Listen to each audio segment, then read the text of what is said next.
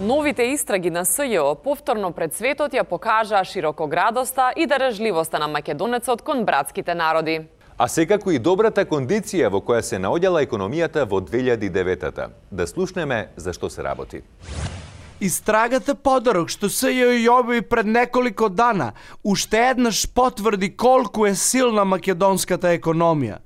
Имено според ова истрага, во 2009 во екот на светската економска криза, кога многу така наречени моćни држави беа пред колапс, нашата земја хумана како и секогаш и простила долг на Руската Федерација во износ од 100 милиона евра или наши пари 1/6 од Скопје 2014.